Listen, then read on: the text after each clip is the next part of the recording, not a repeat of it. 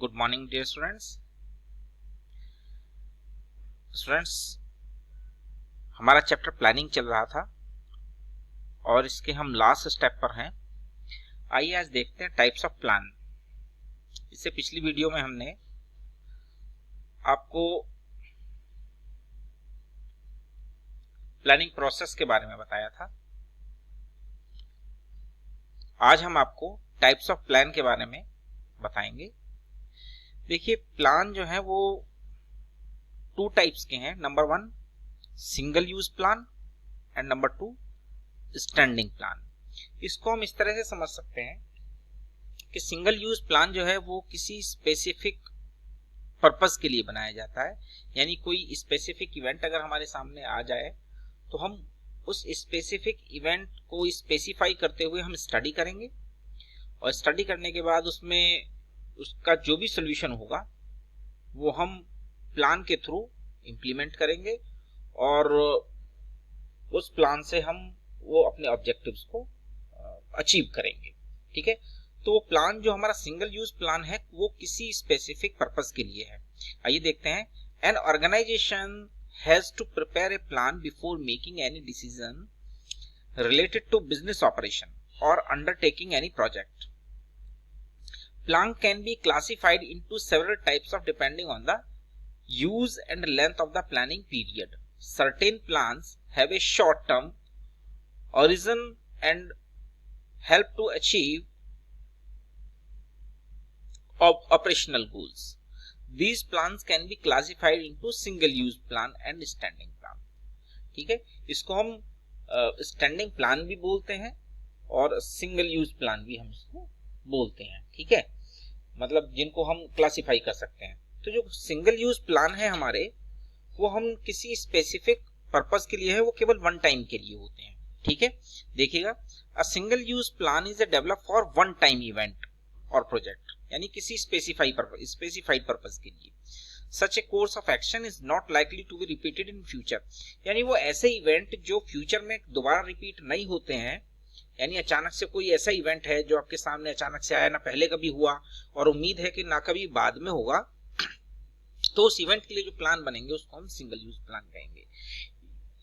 इसके अगेंस्ट जो हमारा स्टैंडिंग प्लान है वो एक प्लानिंग प्रोसेस में जो हम ऑलरेडी प्रिपेयर कर चुके हैं वो प्लान है। यानी कि ऐसे इवेंट जो पहले भी आ चुके हैं, फ्यूचर में भी आएंगे, तो ऐसे प्लान को हम स्टैंडिंग प्लान बोलेंगे। Standing plan is a used for activity that occurs regularly for over a period of time. यानी वो एक्टिविटी जो लगातार कुछ टाइम के बाद होती रहती है, रेगुलर टाइम पर होती रहती है, पहले भी हुई है, आगे भी होंगी, तो ऐसे प्लान्स को हम स्टैंडिंग प्लान कहेंगे, क्योंकि इन प्लान की हमें फ्यूचर में भी जरूरत पड़ेगी।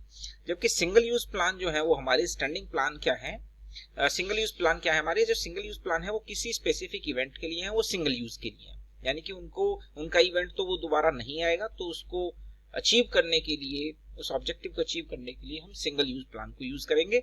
जबकि जो इवेंट हमारे रेगुलरली आते हैं और देखिए जो प्रॉब्लम्स हमारे सामने हैं, जो ऑब्जेक्टिव्स हमारे सामने एवरी ईयर आएंगे या कुछ टाइम पीरियड के बाद आएंगे, यानी ऐसे प्लान जिनको हमें फ्यूचर में भी यूज करना है, ऐसे प्लान को हम स्टैंडिंग प्लान कहेंगे। इसके बाद आती है टाइप्स ऑफ प्लान। अब और कौन कौन से प्लान हैं या कौन कौन से ऐसे तरीके हैं हमारी प्लानिंग के जिनको हम यूज कर सकते हैं। Number 1 objectives. The first step in planning is setting objectives. Objectives therefore can be said to be the desired future position that the management would like to reach. Objectives are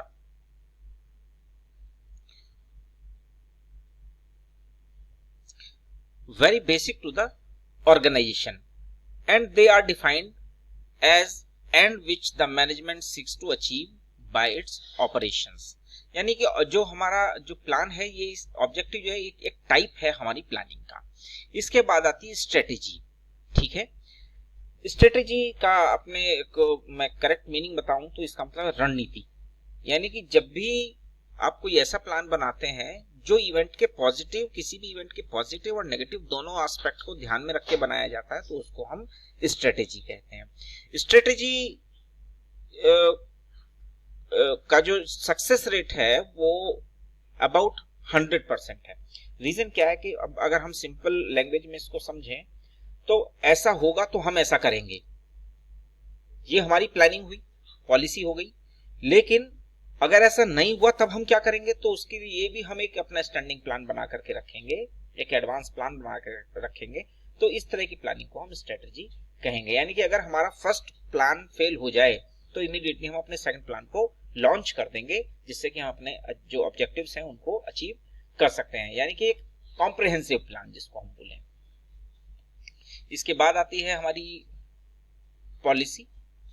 policies are general guidelines या general statement that guide thinking और channelise energies toward the particular direction.